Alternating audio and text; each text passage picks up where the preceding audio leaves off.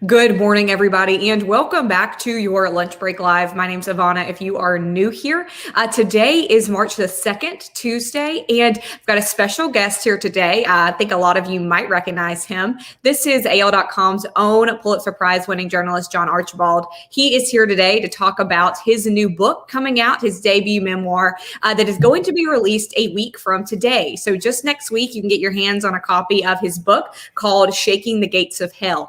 John is here today to talk a little bit about this memoir, what led him to write it, what's it about, and then we're also going to tell you about an event happening next week, virtually, of course, at Books A Million. So, John, thank you for coming on to tell us a little bit about this book, and I know it's something you're really excited about. Yeah, thank you so much for having me. I really appreciate it. So the line that I think I have heard most often when referenced to this book is, can I remain silent in the face of discrimination and still be a good person? That seems to be the through line that is talked about a lot about your book, Shaking the Gates of Hell. So can you expand a little bit on that line about discrimination and staying silent in the face of discrimination, and tell us a little bit about how that kind of winds throughout your book? Yeah, it started by looking at my dad, who is someone I loved dearly, who was the greatest influence on my life, and the person I held up as the person who has the most courage and the most principle that I ever knew. And he was a preacher in a Methodist church here in Birmingham, and he was a preacher outside Birmingham in 1963 when Dr. King was in jail, excoriating the white church for not being vocal enough about civil rights. And I always just assumed that my dad was saying the right things because I couldn't think of anything different. And but after he died, I came into possession of every sermon he'd ever given from 1950 to 2010, and I was able to read them all and find out, at the time and place and the dates and the moments throughout history what he was saying from the pulpit. And it was I won't give it all away, but it was in many ways disappointing to me. And I hate to be the white guy quoting Dr. King all the time these days, but as Dr. King said, you can't have great disappointment without great love, and there's both of those things in this book. But beyond that, tracing the growth of him and him as a person, and looking beyond him into it's really about all of us. And those moments that me for sure, when I look back and say, think about those times I was silent. Think of all those times I said the wrong thing. Think of which Lord knows we all do. But it's really sort of an examination of what it takes to stand, to say what you believe to be right, and what happens when you don't. Something that I think that's hard probably for a lot of us who we put our parents on such a pedestal, and then when they die or when we maybe learn more about them and their history, it makes us rethink them and rethink their actions in a little bit different of a light. I know that, again, we're not going to give it all the way here, but I would love to know how your feelings in that love for your father, did that change at all when writing this book, or did that change when you were reading through all of those sermons? No, the love for my father never changed. And my respect for him and his growth is always there. And I don't think that he would be upset about this, because I think overall, by the end of his life, he came to understand that he did not, for reasons within him and within the church itself, which was involved in sort of a conspiracy of silence throughout that era, and in some ways still today. I think that he really regretted his lack of voice in that, and he really appreciated those who had it. And so I think that overall he would like the direction. I tell myself that, we tell ourselves a lot of things to make ourselves feel better, but I believe that that's the case. And I try really hard in there to, you can imagine what it's like right now being a white guy who wrote a book about race. It's it's scary that you say the right things, that you are hard enough where you need to be hard enough, and that you're compassionate enough when you need to be compassionate. So it's a scary, scary proposition. but I'm in every word. Does that, I know you say it's scary, but did you ever have a thought of like, maybe I shouldn't write this book, especially from this angle, being, and I mean this in the most loving way, John, but being a middle-aged white guy, did it ever come to you like, oh, maybe this is not what I should do? Of course, every moment of it, it was sort of agony writing the whole thing, because I questioned everything. Questioned, am I being fair to my dad? Am I being fair to other people? Am I saying this, harshly enough? Frankly, what I'm saying in this book is, it is about white silence primarily. It is about, and so I feel like I do have the agency to talk about that issue. And I think it is important because so many horrible, horrible things that were allowed to take place then and now were only allowed to happen because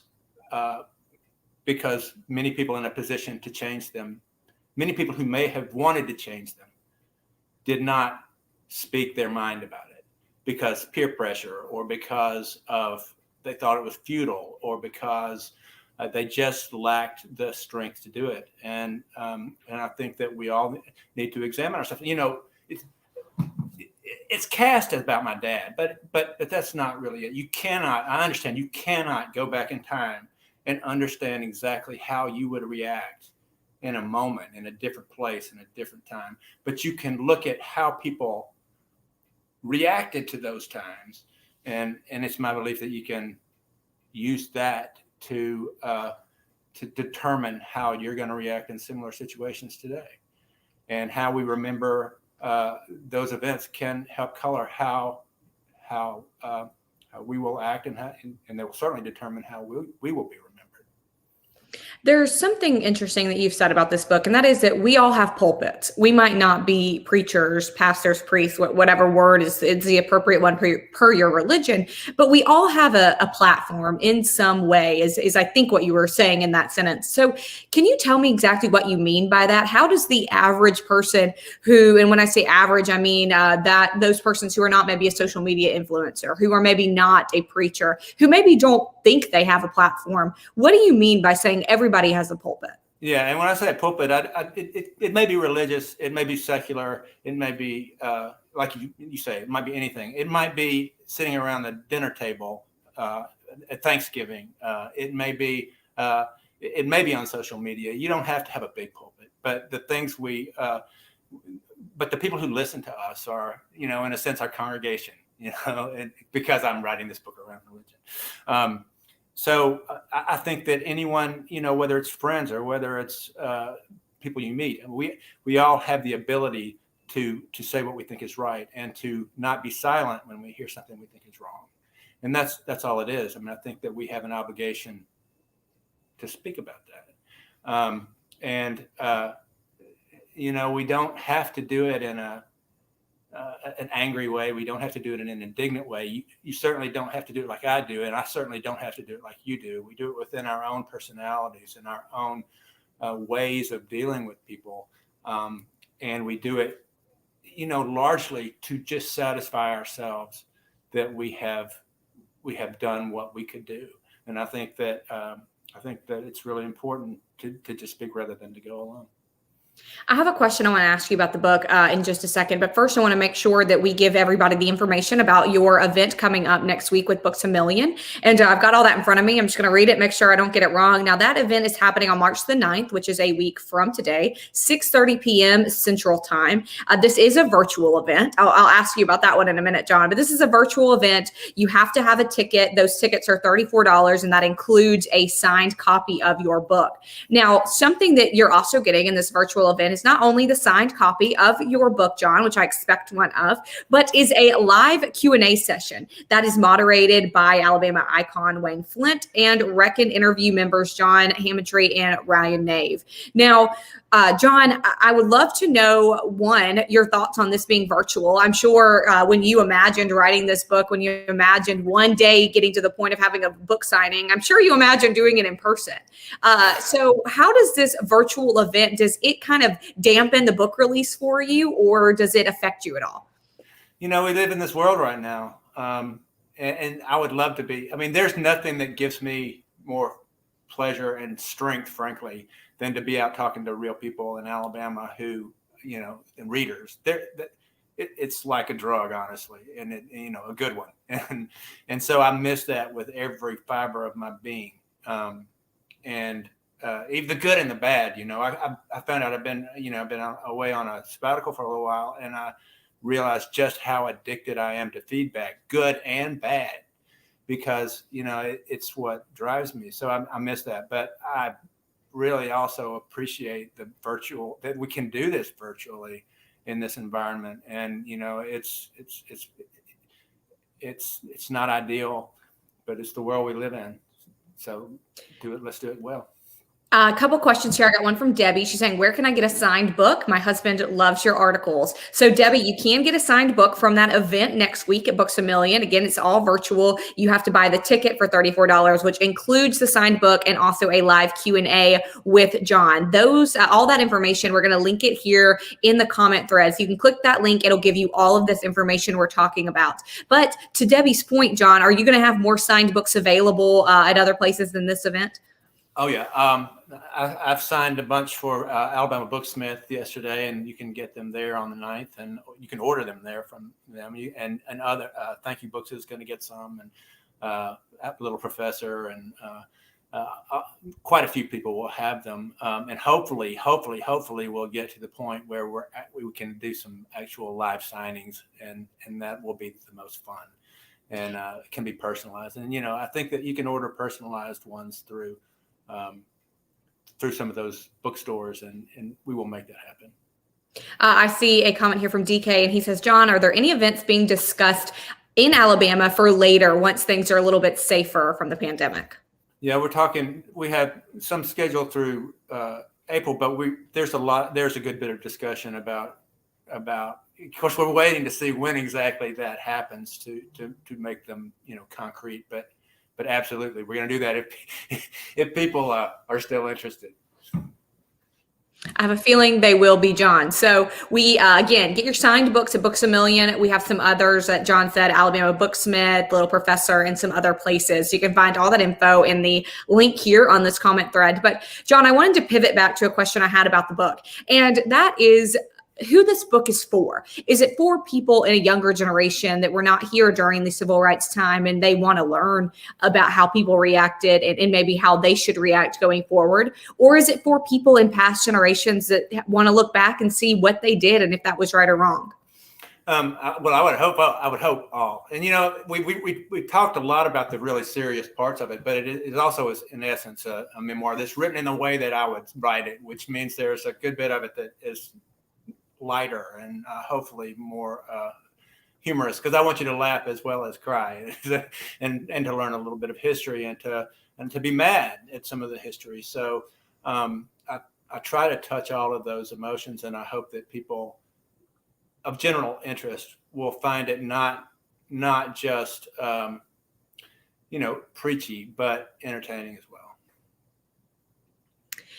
What was the best part of writing this book? What was the most fun part? Other than it's something that I always dreamed about doing. Honestly, the most fun part is I've tried to write books a lot, and I failed because I could never figure out how to follow the thread. But for this, it just seemed like it meant to be. And when I found all those documents, it came together in a way that that very few writing projects for me ever have. And so I was able to write from start to finish with a purpose that I never knew. And so that feeling of satisfaction is, to me, the greatest part of it. I hope I hope other people can feel a little bit of that as well.